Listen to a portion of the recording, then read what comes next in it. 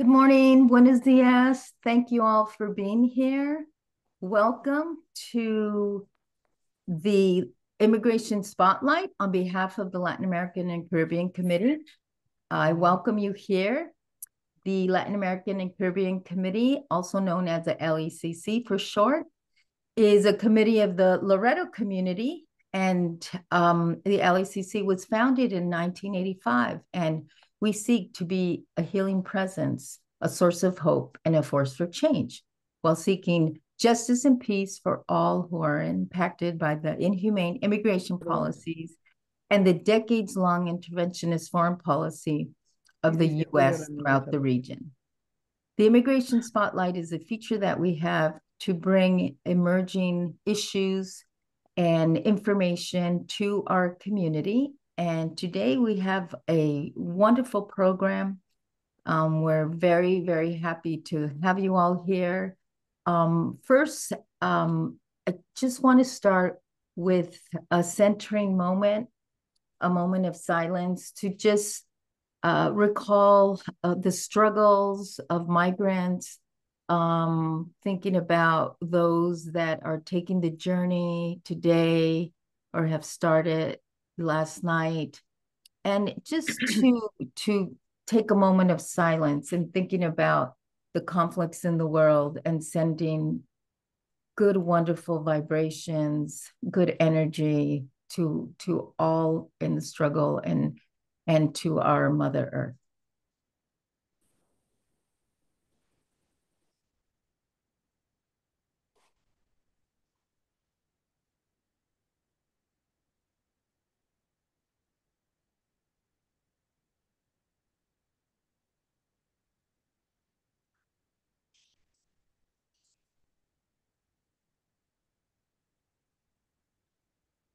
Thank you all. Thank you, and blessings. Blessings to everyone. Again, thank you for joining the Immigration Spotlight of the Latin American Caribbean Committee. Today, we are going to feature a new partner, Ximena Rojas, who is the coordinator and founder of Pateria y Medicinas Ancestrales. This is a midwifery service for migrant women.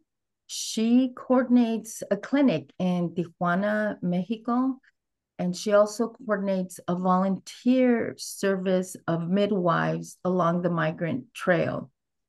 And she also runs a mobile clinic, which she'll tell us about. So we're so very, very happy to have Ximena here. We're also going to hear some sharing from our Loretto Justice Fellows, and we're so happy to have Arantza Soto, who is interning right now with Las Americas organization, and we have Alondra Rodriguez, who's doing social work, volunteering at the Cali Center for Hunger Relief. So we have a packed program. I will turn over to Ximena to hear about her work, and we will have some questions afterwards and maybe some comments too, and invite some border updates. I know we have Dora Rodriguez from Arizona southern border, so maybe we can hear some updates later in the program. So for now, let's turn over to Ximena. Ximena, thank you so much for being here. Please, the floor is yours. Thank you so much for this invitation. I'm honored to be here sharing with you all. And I want to share a little bit about my journey becoming the midwife for migrants, refugees, and asylum seekers.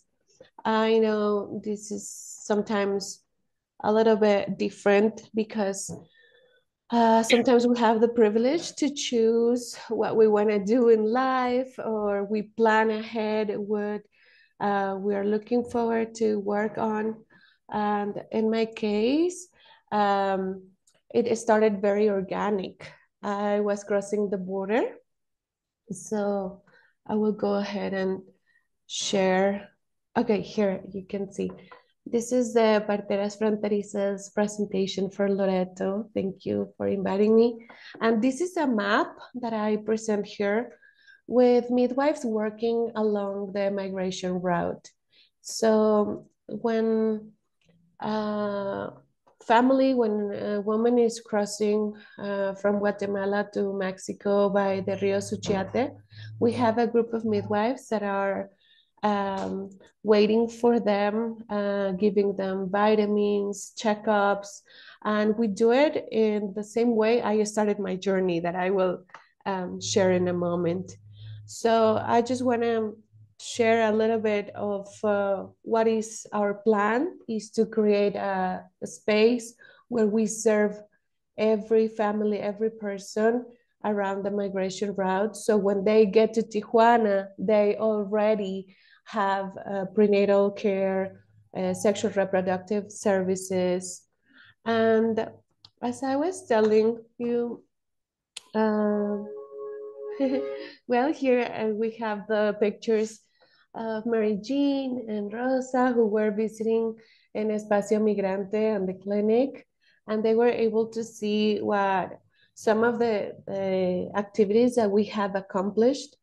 And the goal is to replicate those same things along the migration route, which is having a free clinic for sexual reproductive care and also a birth center where families can have their water birth, or they can have a space to have a safe delivery for their babies, no matter what are their immigration status, their nationality or religion, or any kind of no restrictions.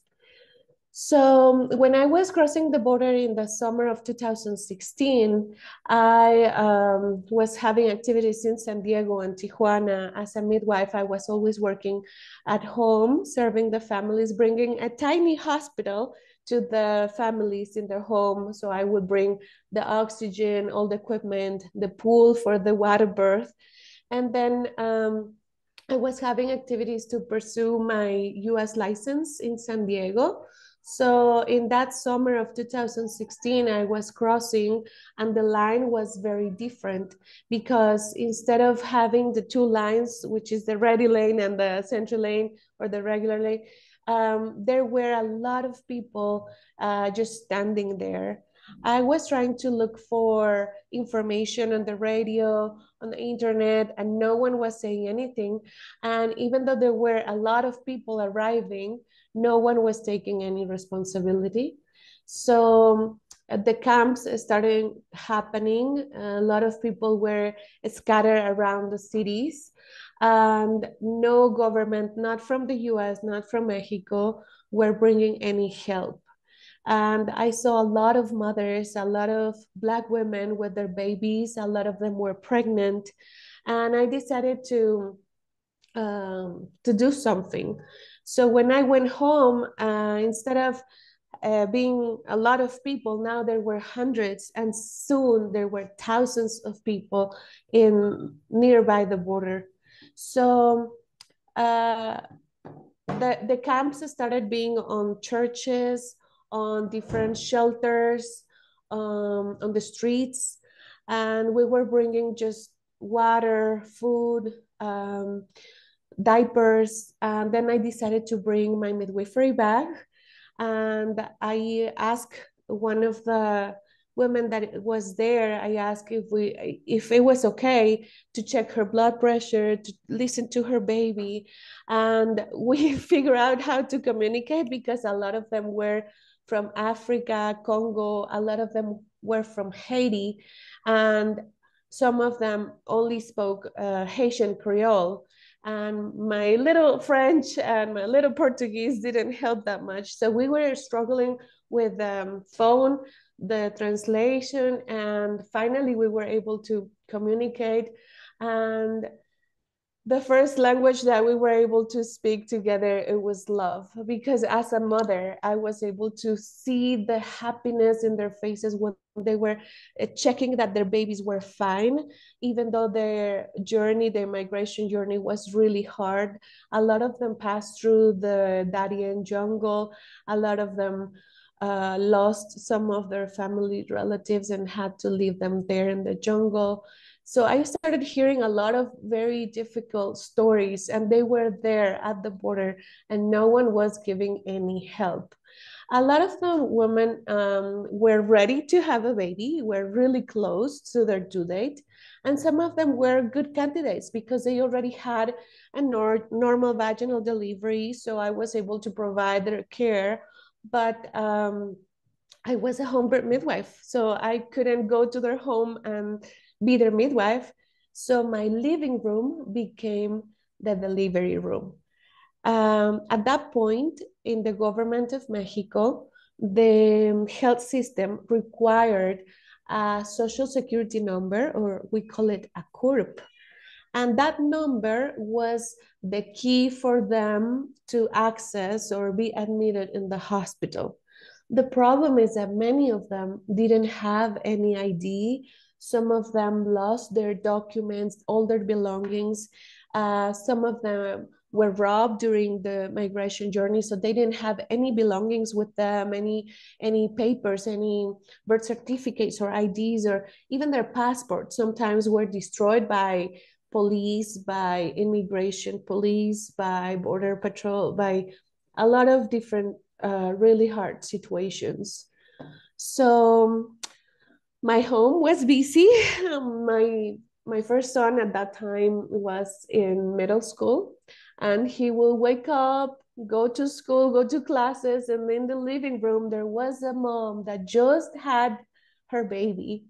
And then he went to classes, he came back, and there was another mom moaning in the patio because another baby was about to happen in our living room.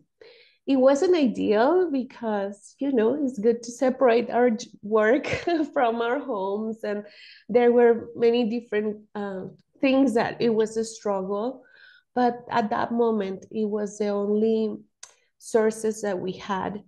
So I started paying for a lot of their ultrasounds and labs. And even though it's very accessible in Mexico, the pile of bills started to be big. So a lot of my friends, midwives, the community started to being active, helping me, collecting funds, collecting diapers, clothes, even underwear for the mothers, because they had nothing but their babies in their hands. So it was one of the key resources that I had to be able to provide these services was the community, because many people, even though there were not all of them were midwives, were able to start collecting these funds to be able to pay for the labs, the ultrasounds, medications, materials, more Dopplers,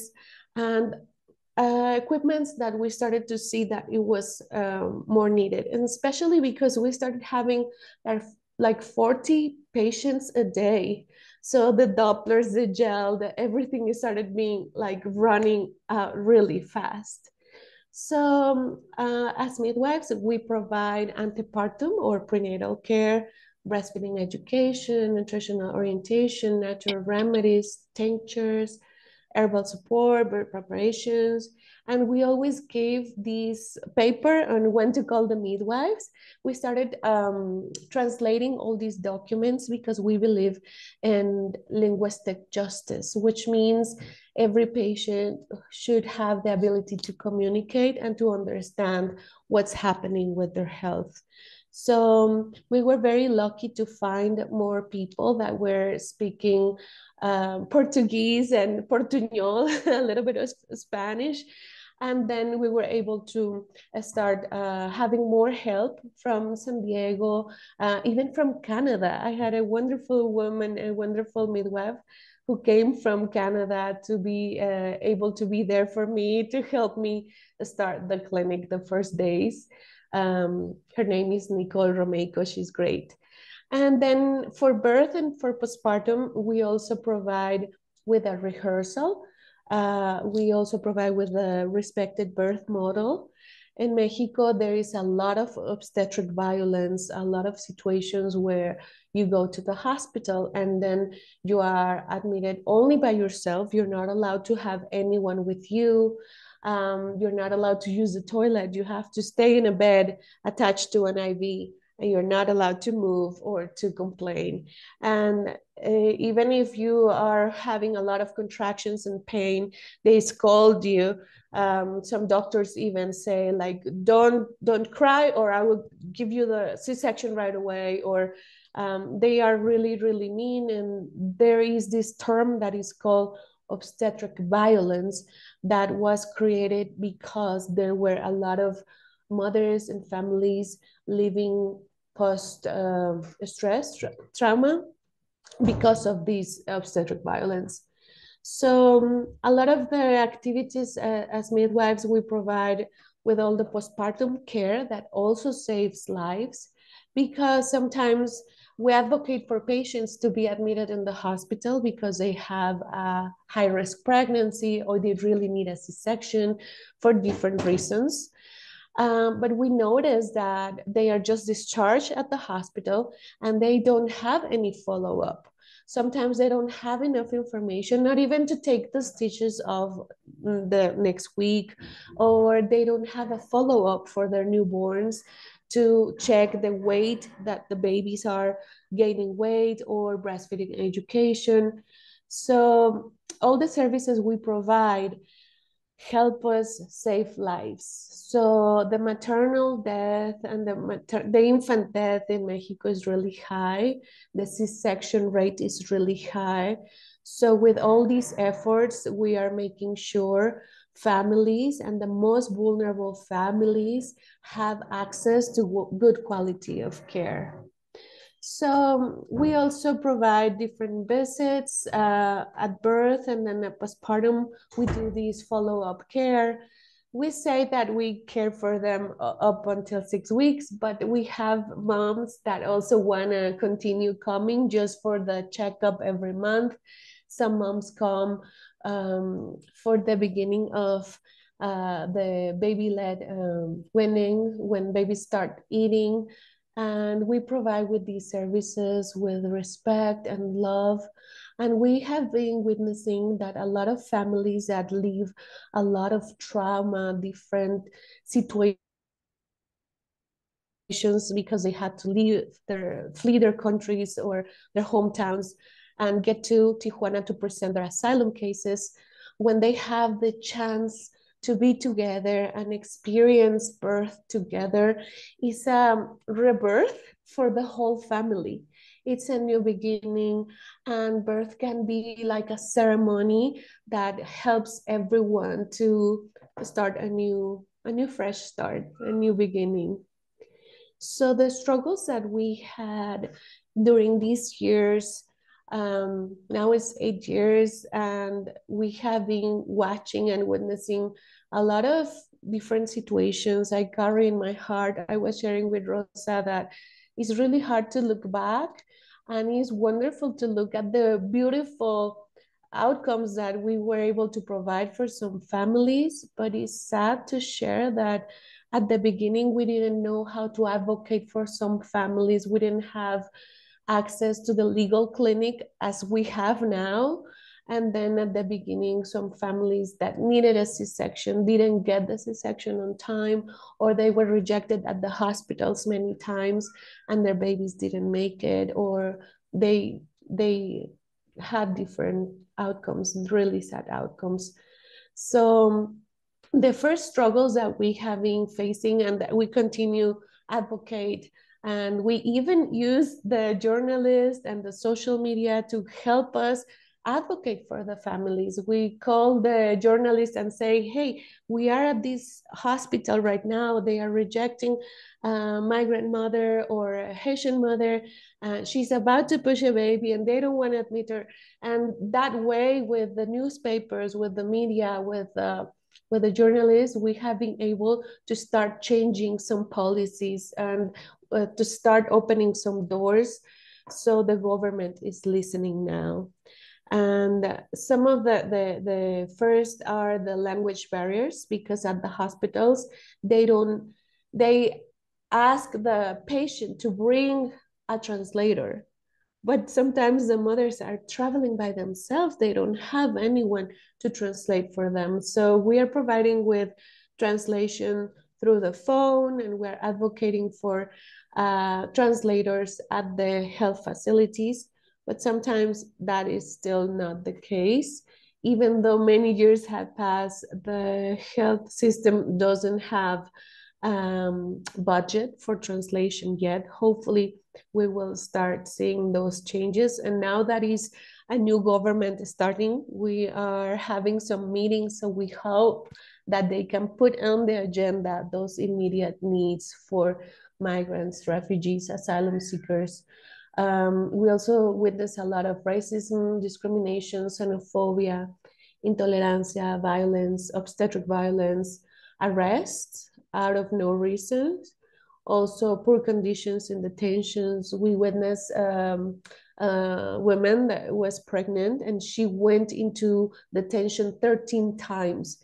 So every time she came out of detention, sent back to Tijuana, we were treating her for UTI infections of urine tract infections, because there is no access to the bathroom often, or they don't have access to water. They have one juice, and they don't have enough resources at the detention centers. Also, we witnessed a lot of family separation. We were able to advocate for a lot of families, so kids were not lost in the system. But sometimes we couldn't help because we didn't know when the family was separated. So now we work closely with the legal clinic.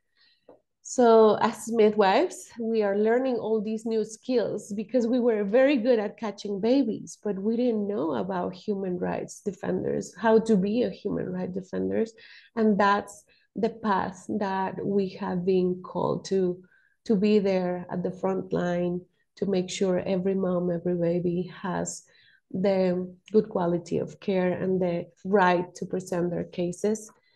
Also, we have been fighting with difficulties to get their babies' birth certificates, even though they are born in Mexico. Sometimes they ask families to bring a DNA test, which costs a lot of money, but that's the only way to get the access to birth certificates. Right now that I'm visiting Mexico City, I'm doing all my paperwork in Mexico City, and seems like I will be able to get the electronic certificates. So hopefully with that, I will be able to provide certificates all along Mexico City. So we also witness forced sterilization. A lot of the mothers are admitted in the hospital, and they don't know what's happening with their bodies, what's happening with their decisions. They don't get that information. So, oh, I'm sorry, my mouse is getting crazy. But to finish this presentation, I want to share that we believe that the heart of social justice is maternal justice. Every human being deserves a good beginning. And that's the way we are planting seeds of peace in the world, especially right now that we are witnessing a lot of death, a lot of violence, a lot of situations.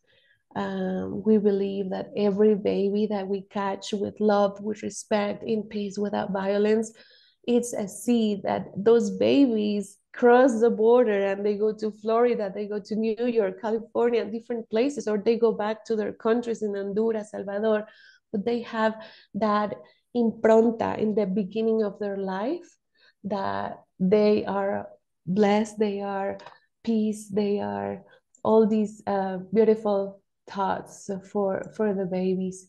So this is something that we are very happy to share, that we are expanding our services, and thanks to the support of Loretto also, we are bringing these services with this campaign, Las Parteras a Cuidar Van. So we hope to have more vans along the migration route. So all the volunteers, all the midwives, the student midwives can bring sexual reproductive health to the encampments, to the borders, to all these places where migrants, refugees are together. Sometimes those are shelters, and also to indigenous communities that don't have access to hospitals or health services.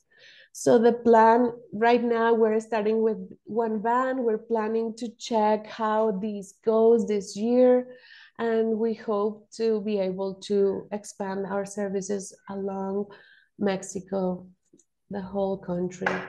So if you have any questions, any comments, we're open to hear, and we're very grateful with your support. We will start our campaign for the Giving Tuesday campaign, and we hope that we can continue having a birth center in Tijuana so we can continue providing free services for all the families. And let me stop sharing so I can see if you have hands up. And if I'm Thank you missing so much, anything, Ximena. Rosa, Mary Jean, let me know if I'm missing anything, because sometimes I tell the story in different ways, but I don't know if I miss anything. Mary Jean knows the story Amazing. very well. Amazing. Yes, no, thank you so much, Ximena. That was such an inspiring presentation. I just want to quickly highlight that Loretto was able to provide an emergency special needs to replace the tires on that van, that mobile clinic. That was one. And Mary Jean, if you want to report on the other one that we put in for the clinic. Right. And that came from the ministry fund.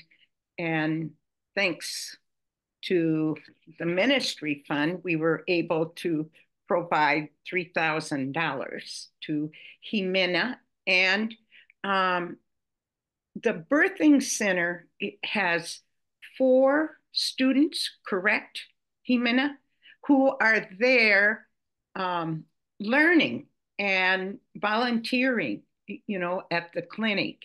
It's just beautiful. And, I see Dora's hand up. Yeah, so let's also add Dora in. I know you have a question. So we'll take questions, Dora. I'm sorry, I think I froze. Okay. No, I just want to say, Ximena, gracias. Gracias, gracias. Thank you so much, because we see in the repatriation center in Nogales, Sonora, we see often many pregnant women. They have been returned now, and now what's next for them, we don't know. We're seeing 18 years old almost ready to give birth and has been sent back to Mexico. So I want to appreciate you more. And I just want to ask, when you say you are providing reproductions, like birth control, I imagine. I just want to say that is so very important for the women en route, because as we know, hundreds and hundreds of women get raped during this journey. I just want to emphasize that. Thank you so much from the bottom of my heart. Thank you so much. And yes, I missed that important information. We provide with family planning, and also we accompany survivors of sexual assault. Some of them have been living the sexual assault 3 times, 4 times. And some of them even look at it as, I had to do it so I can continue. So they don't see it as an assault, but as something they had to do to continue their journey. So we don't go in depth into re-victimizing or remembering those situations, but we guide them to be able to leave those in the past. We also provide with services where we provide with labs, termination if their pregnant test is positive. We provide with medicines. We help them during the process. We combine herbs and medicines, so the process is more gentle. And also we use a lot of the ancestral remedies, which are the cleans, the limpias, the rebozo hug. So we kind of, we help them to put like their soul back in their bodies, to help them feel safe again in their bodies. So those services are hard to explain or difficult to ask for a grant and say, hey, we are serving a lot of survivors and we're doing these important things. Or also funerals. We create the spaces where families can come to the ocean, and we bury flowers, and we have that space by the beach where families can say goodbye to their relatives or loved ones that didn't make it during the journey. And I know midwives are seen more as the person at the birth, at the beginning of life, but we also serve the death, and we all deserve the good quality of beginning of life, and also to say goodbye in a respected way. So those spaces are important for families because sometimes they are admitted to cross, their asylum case is admitted, but as soon as they are in the new country, new culture, new language, and they don't have a space for grief, it's really hard to continue living and to continue moving forward where there is no closing at all. So, so thanks again for the help, because that way we continue doing these services. And this year is a new beginning for us because we are big girls now, finding our own supporters. And we hope to find more people involved in the program. And there are many, many ways to volunteer from distance or to come to volunteer. So thank you. More questions? Great. Yes. I want to just note that we have a comment by Barbara Nicholas to put their souls back in their bodies. A line I will not soon forget. Thank you, Ximena. And we have Connie Newton, please. I just, whoops. Oh, with continued gratitude, Ximena. I live in Guatemala, and I know the story of the girls who take the pill before they leave so that they know they're going to get raped. But I'm also dreaming, as I hear this, to be sure that people who are leaving Guatemala know of you and where the connections are. I live in a place where the parteras are Mayan speaking and are allowed to come into the hospital, the regional hospital, because the head doctor wants them there, and they do the respectful right to have health care in their own language. And I just long to know that we can hook this up from all along the trail. So to be continued with gratitude. Great. Thank you so much. And we'll take one more question. I think Mariela is on, because then we'll be moving on. Thank you. I don't know what happened, but my hand doesn't show on the screen. Thank you, Rosa. Ximena, thank you so much for all your work. And thank you also to the committee and Spotlight to give us the opportunity to be in many parts around the country, and we can be together. And I'm so touched everything that you said. And then the question I have is, first of all, in what way maybe we can help you with volunteers? And the other thing I have is we can use as a part of LACC, if there's any way I can use your material and maybe invite you to be part as a way to find people who can donate. And it's really, the material information that you provide is so good, so well done, and so touched. And then maybe we can get something we never know, but I think your material, it's wonderful. And this is what I would like to see what way maybe we can have the permission to do it. Thank you so much. Thank you. Thank you, Mariela. And Mariela is a member of the LACC. So, Rosa, one quick question from me. Yes, I see you. Thanks. Thank you, Rosa. Ximena, that was so touching and so strengthening. How do we send you money directly? How can I donate to you today? Oh, thank you so much. I will share the Venmo, the Zelle, and I hope that you can be involved in all these different activities that we have throughout the year. And we are looking also for help and strategies to collect funds because we're very good at seeing patients and catching babies, but we don't have good strategies to keep collecting funds every month. And then the bills pile, and then we're like, oh my gosh, I forgot to write grants, or I write grants, but I am not very good at it because the language is changing so fast and all these requirements sometimes are difficult. So even just by connecting us with other people that are interested in donating, and we're looking for people that are willing to support every month, even with the power bill or with the water bill or a few things that can make a huge difference. So we're not stressing out about those things, so we can continue doing the work without those struggles. So I will go ahead and share in the chat.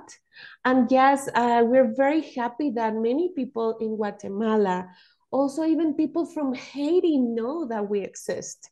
So it will be wonderful, Connie, to create these posters so families that are crossing from Guatemala to the Suchiate, Chiapas, they can understand that we are waiting for them, that we want to serve them, and there is someone where they can trust, because that is a big struggle sometimes when we're offering family planning or when we're offering consultation. It's hard to trust after so many layers of trauma, so many situations. So it's hard to come and be pregnant and trust someone with your life and your baby, and to know that these people are good providers. So yes, we will create maybe a way posters, and we were also invited to be part of this app so people can store their labs, their ultrasounds. Even if they lose their phones, they can go back to the app and enter with their names and with their own passwords and keep those records safe. So hopefully we will be able to continue that. And just to add that we will be providing your information, Ximena, to our network, because I love what you said. Resources we found in the community.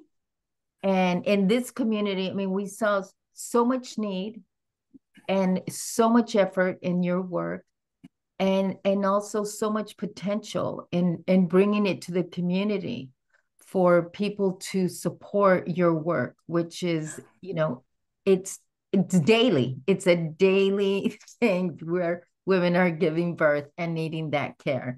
So we're going to take Alicia and Pat McCormick's questions, and then I think we'll move over to the volunteers, because I think it's also very inspirational about, what you said, Ximena. I decided to do something, and these young women also decided to do something. So we want to feature them. We want to gain their inspiration and everything. So we may have to go a little bit over, because this is such an informative immigration spotlight. So Alicia, thank you so much.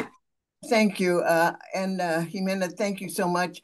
Pat and I got in late. Actually, I couldn't get my sound, so I dashed over to Pat's place. But anyway, I'm just wondering if you do anything in the way of like training parteras, because the UNICEF used to give kits for parteras, and they would give like as many as 2 dozen if you were doing a training for them. And I just think it's, wonderful for women to be able to learn another skill to help other women. But anyway, thank you so much for the work that you're doing. But I would check with UNICEF to see if they have those still available. Yes, that's wonderful. We have been training midwives that are in indigenous communities inside Mexico, also in Guatemala, also in Colombia. So every time I have, actually on Monday, we have a teaching and training with the support of Stanford doctors that help us train midwives with helping babies breathe and hemorrhage and how to solve dystocia and different things. So I want to make sure midwives continue being alive, being part of the front line of care, even though the government and different situations in Mexico and all around the world, we have seen that there are very... Oh, you're muted. Yeah, we continue supporting midwives and apprentices. Yes, yes. Oh, good, good. Thank you. Wonderful. Thank you so much. So Ximena, wonderful, amazing presentation. Thank you for all this wonderful information. I know this is a start of a long-term partnership with you all.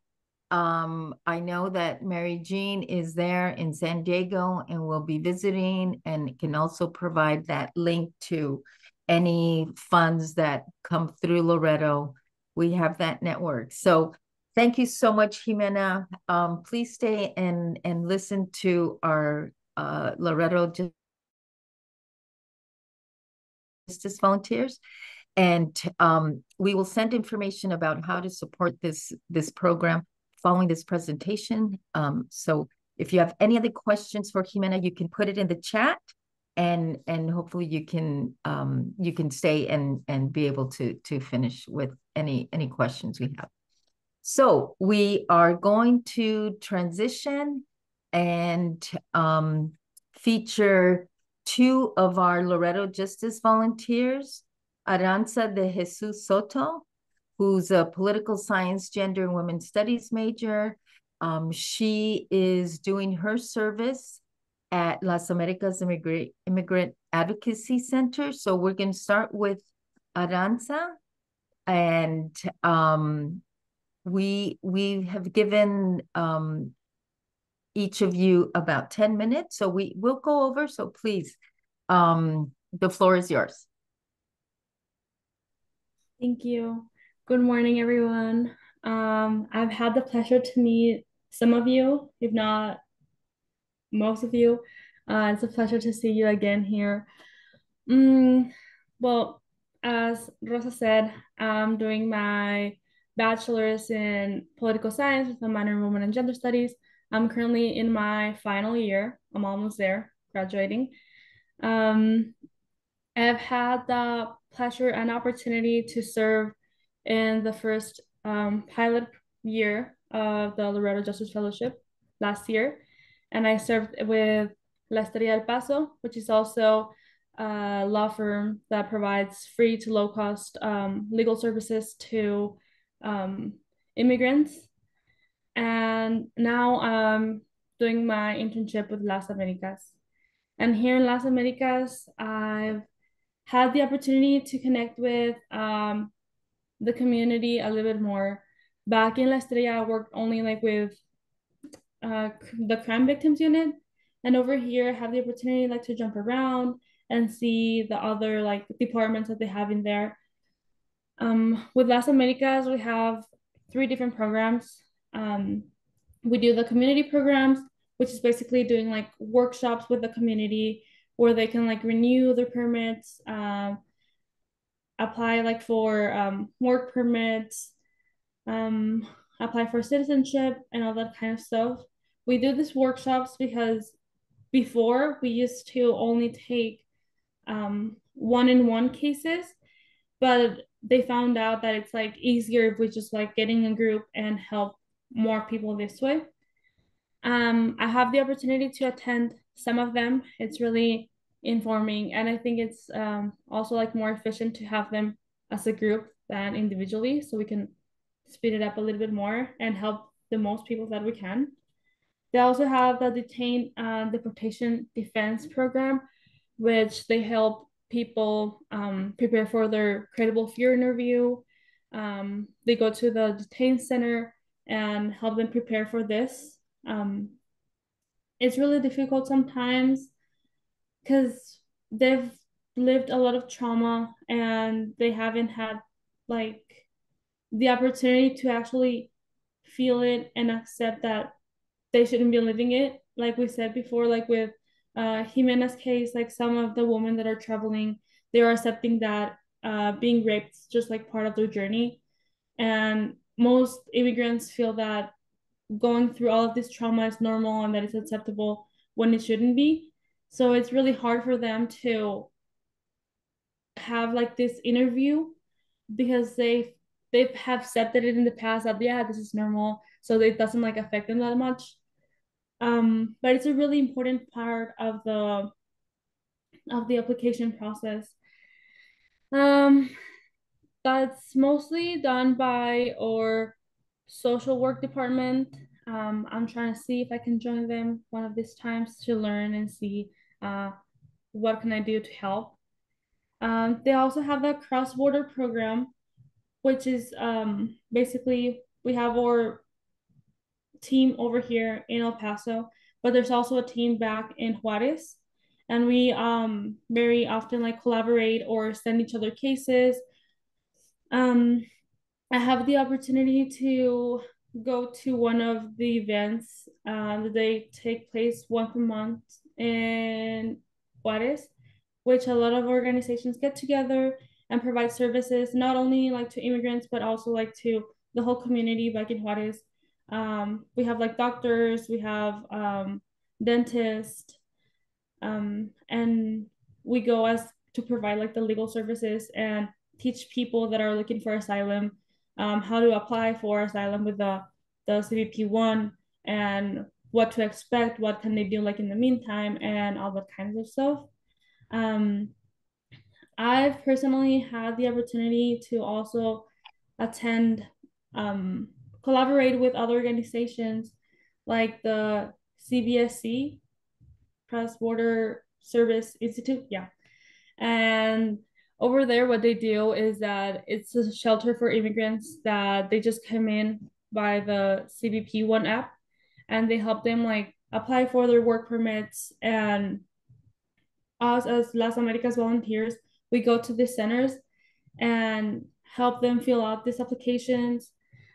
It's I personally have never thought about the need of doing something like this, but now that I'm there, it's like this is vital. This is vital, like for them to actually get a dignifying life. Um, Most people though have like little to no knowledge of the English language.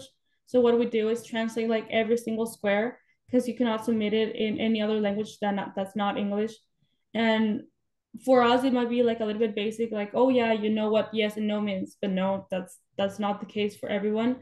And what we do is give classes on what each little square means and what they're supposed to put in there, and to make sure that they're submitting everything correctly and that everything's in the right place. And I, as a volunteer and intern, what I do in those cases is like I've given the class, but I can also just like go around and help people like, oh, how you're like, do you have any questions? Is everything okay? Do you know like what's going on? And sometimes they just like get behind because sometimes we do receive like big families, like a single mom with like four kids that they have to be filling like every application at the same moment and without falling behind. So what we do is also like helping those parents that are coming in by themselves, filling those applications so they don't fall behind, or they're, since they're like in a lot of pressure, they don't put like the wrong information in the wrong square and then they later get denied. A lot of, yeah, I've done a lot of like volunteer work, attended those workshops to help them apply for different processes. A lot of collaboration with other like organizations, and a lot of translating, whether that means just like documents and or also like live translating, because some of our attorneys don't know Spanish, so I have to be there in the middle and translating everything.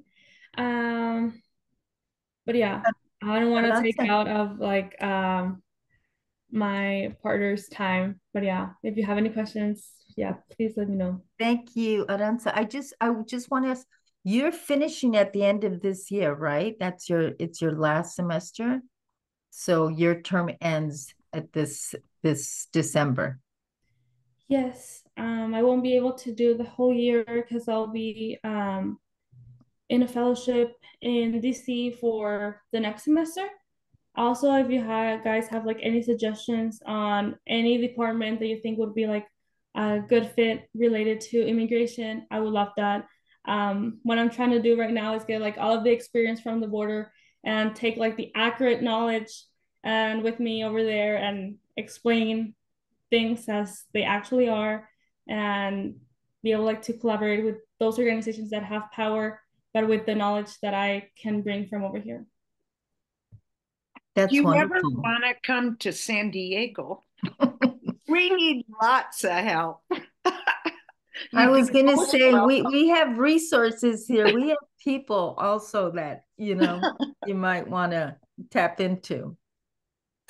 But congratulations and thank you so much. I think Las Americas is such a great placement. And please, while you're doing your Justice Fellowship, turn to us here, the community, for any networking and questions.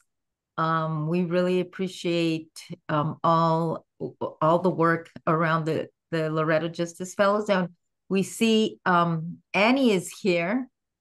So maybe Annie would like to add something at the very end. And before I turn over to Alondra, I see Sally, you have a question for Arantza? Well, I have a comment. Arantza, you said that next semester you'll be in Washington, D.C. We are a member of the Latin America Working Group, which is a group, it's a coalition of many organizations in the DC area who are concerned with all the issues that all of us on this call are concerned with. So we have a number of organizations that we could put you in touch with. Perfect. That sounds amazing. Thank you. Rosa, I have a quick question. Always thinking. Yes, I think one of the things is, I love your presentation and the work that you are doing. And I think you have a lot of power. You are so young. And I wish if I could read, maybe, I don't know if you have a PowerPoint presentation or something, because all the information, we can put it together and start sending to other people. And maybe you can get a scholarship, or maybe you can get a work, or maybe because your experience is awesome. And I really would like to have it in the same way as Ximena. With the people I am around, they want to really see it. I mean, I can tell them the best story, but if you can provide us with all this material, this will be a plus. Thank you so much. Thank you. Thank you, Mariela. That's a great idea. So, Arantza, do you want to respond? Thank you so much for that feedback. I've honestly never thought about it, but I think you're totally right. That would truly help. I will be working on that, and I'll make sure to send this to Rosa so she can spread it to all of you. Thank you so much. Very good. And you know what? Our daughter studied in Washington, D.C., and she also did an internship in the same place in Washington, D.C., in Las Americas. And I thought it may be, I don't know, but maybe we can get in contact and then we can share some, information that we have. But thank you so much, and good luck. You're so young and you have a lot of power. We will push you. Okay. Thank you. Thank you. Thank you, Mariela, and thank you, Arantza. A round of applause for her. And that is a really good transition, Mariela, because our next presenter, Alondra Rodriguez, she has a passion for social work, and I know that Emmy, your daughter, does social work. And so, Alondra, we want to hear about your work at the Kelly Center for Hunger Relief and how your fellowship has been going. You have the floor. Yes, of course. Thank you. Thank you for having me here. Yeah, where I do, it's a different setting where Arantza is at. I am at the Kelly Center for Hunger Relief. What I do right there is assisting El Paso community there, addressing the hunger and the food insecurity that we have there. Because it's a majority of like in that community where I'm at, they do face food insecurity. So we do help those people with those issues. One of the leading programs that I do and help there as a MSW intern is also facilitate food pantry, which our operation hours is through Tuesday through Friday, 9 to 2, and then they open on Saturdays 9 to 12. So it's an ongoing center that we have in and out. So once we're there, it's like we're all united. We come in and out helping each other. So I do work with other different types of populations, and also include with migrants. So it's really interesting being right here at the community with you guys to know more exposure to that, because I do tend to see a lot of that where I'm at. So yeah, it's really devastating to see that. And also one of the other programs that I also facilitate as an intern there is a Fresh Start program that we help as a social work. We help a member who's interested becoming a Fresh Start member. We do have a waiting, depending, we're trying to go through the waiting list that we have. Right now we have 50 right now, so we're trying to like go through them. But what we do with the member is that once we take them in, we sat down with them one-on-one, either or is qualified to enter to become a member. As long as they're 18 older or identification, we're good from there. But what we do with them, we navigate them, just telling them to give them either 3 goals of it's something they want to achieve of getting employment, housing, um, any personal care of the need, we could help them from there. It's a 9-month program with them. And every 3 months, I do like a mid check-in with them, and we do surveys, intake, more like case managing with them as well as the process if they're going through it. And then each month, if I see them doing like the service that we provide, each month we give them a monthly food box with them. But with those classes they could take throughout the month of giving them their monthly box is they could take a ESL classes, English secondary language classes, Zumba classes. They could volunteer at the pantry for an hour, nutrition class. We have sort of programs that we have here, and also tech classes. If they want to look into job searches, we have a tech specialist who's into assisting other people with jobs. So yeah, we have a variety of what we do there at the center. It's an ongoing running operation. So with that, but yeah, that's pretty much what I do there.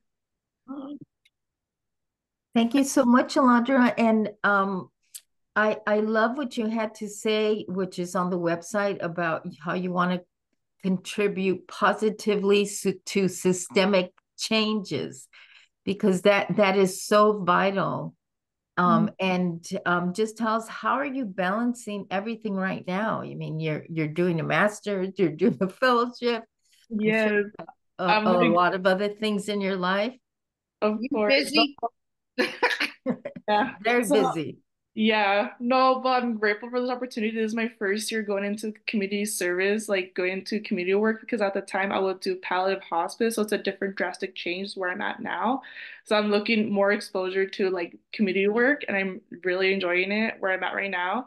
So I'm really enjoying the getting the community resources, facilitating each member. We're at the food pantry, indoors, and then we recently had hosted a Hope Fair at the center, where it's the Department from Social Work, and other health professional students like the nursing, occupational therapists, like everyone comes in together. We all came together to host a fair, free services for everyone's welcome to receive those services. So we hosted this past Wednesday. So it was an ongoing successful fair.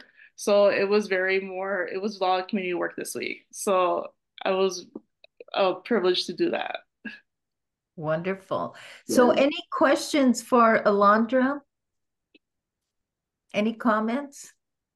One of the things that I would like to know, it's about how can you really motivate what you are doing with the community? Because I know here at the University of Louisville, we have a community engagement coordinator or director, and also our daughter, she's working in Kent School. It's the social work. She's a lawyer and a social worker. She combines these two things, and also to see different ways how the community can be engaged. And then with your experience, what you are doing, you are picking up a lot of new resources, and maybe this it could be really wonderful to share this with other places. And I don't know if you have a group or something, but this is, I think it maybe could be a connection with other places. I mean, I can offer the University of Louisville, I can check with my daughter to see in what way, and maybe this will be one connection, and then, you know, others can have some kind of a conversation and create new ideas, and maybe see what way it works in one and maybe, you know, works in another places. I mean, this is the only comment I have. Thank you so much for what you're doing. Thank you. It's awesome. Thank you. Thank you, Mariela. Let me just say, the last time you volunteered your daughter, she hosted a reception for Congresswoman Barbara Lee in Louisville. So she does make things happen. She's awesome. So I would definitely tell you, Alondra, to take her up on it. Yes, of course I will. Thank you. But yeah, I'm really we have a community director in our center as well, and we're very engaged in our community. We take collaboration if needed. But yeah, we do a lot of collaboration with any organization as well. It's very community work. We're very united. Like, I feel like as a team, we work things out. So yeah, it's a good learning experience so far being there at the community. You know, the University of Louisville also has, for I don't remember how many majors, you must get engaged with the community. And it's a mandatory, you have to go, I don't know how many hours a week to do before you graduated. And then all the students, they have this possibility to get engaged. And this is what you are doing. And this is really wonderful. Thank you. Thank you. Great. Thank you so much, Mariela. Annie, please come in here. Hi, everyone. I apologize for having my camera off, but I'm unexpectedly home with a sick toddler today. So we're just relaxing in a bath right now. So not we, but one of us is. So I just wanted to thank everyone for sharing. Ximena, Arantza, and Alondra. This was a really special gathering this morning. And I know I'm moved, and I'm going to carry with me all that I've heard from each of you.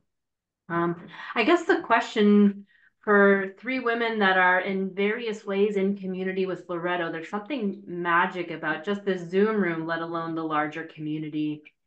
Maybe if you could speak a little bit, I'll specifically ask Arantza and Alondra because of our work together, but Ximena, you're welcome as well, to speak to what is the connection to Loretto add to the incredible work that you're doing? So you guys are giving and receiving so much in your day-to-day lives. What does Loretto bring into that for you personally? To me personally, it stick with me since I started with deliver social justice in the community, delivering that perspective and put my social work skills into the community. So that gave me more, it's giving me more better understanding what I really want to do in the community work. Being my first time going into this, doing community work related, it's giving me the better understanding what I want to do. For me,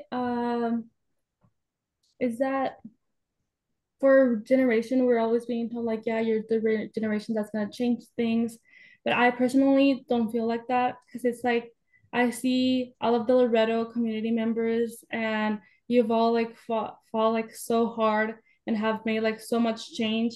And I don't think like it really made me realize all of the things that had to happen for like our generation to have the opportunities that we currently have.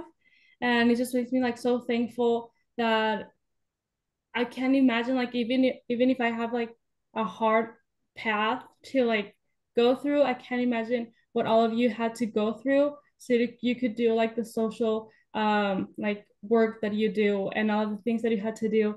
And it's just like a lot of admiration and inspiration that I get whenever I'm in like these groups with other like Loretto members, like a lot of support, inspiration, and yeah, just like inspiration, support, and just really gratitude towards all of you. Ximena. Yes, to me, I want to say that before last week that I received the generous support, monetary support, the first personal that I'm grateful for your presence, for your lives, for doing this work, is that this work can be really hard. It involves a lot of vicarious trauma, and it involves a lot of difficult moments that sometimes we can feel very lonely. And having a community and having Mary Jean coming often and checking on me, and having Rosa sending the pictures and being there and telling me there is hope, we can find more people, it's very meaningful, because I know I can be there on the ground and feel lonely sometimes, but I have also a network, a community that is supporting the person who is on the ground. So healing the healers is also important. So thank you for being part of that healing, because I am focusing this year on working on vicarious resilience, because that's what I want to keep for all of us, to follow the example of these amazing mothers, continue these journeys, these families that are so strong and so resilient. And I want to keep these as a new message. And one of the points of this presentation today was to change the narrative, and that is very meaningful to me, that we start changing the narratives and speaking about stories of empowering people to change their futures and changing generations by respected birth, by these little moments of changing lives by being present. So thank you so much for being present, for being here today, and for making a difference in our lives and in the lives of so many. So thank you. And Ximena will be at the Loretto Link annual meeting. Yes. So we look forward to that also. That is fantastic. Thank you so much. And Annie, that was the perfect closing question. I think I see another question from Sally. So please, Sally. This is okay. Ask. This is a wonderful thing to close on. Thank you, Rosa. Annie mentioned the power of these gatherings, as we have done today. So here's a perfect example of that. While we have been meeting, I have received an email from the Latin America Working Group in Washington saying that they are searching for 2 interns to work with them during the spring 2025 session. And the question is, do you know someone looking for a paid spring 2025 internship? And I can now say, yes, I do know someone looking for that in Washington, D.C. and Arantza. I'll get in touch with you, and I'll put you in touch with these people, and we'll give you Loretto's strongest recommendation that they engage with you, and we'll see what happens. And it just continues. The relationships and the Loretto influence really just continues. That is amazing. I think, as Ximena has mentioned, we are all speaking the language of love here, and we're making things happen in doing that. So in closing, I want to thank Arantza, Alondra, and Ximena. Thank you so much for this powerful presentation. Yes, we are emphasizing the Loretto connections, Loretto Link, Loretto Community, LACC, our partners in Fronteras Unidas, Dora, Connie. Thank you thank you all for being here, and those at the Mother House who are listening to this. Thank you for all your support. We will continue la lucha in the struggle together. And thank you so much for being here. And please open your mics and say hello and goodbye to everyone as you wish.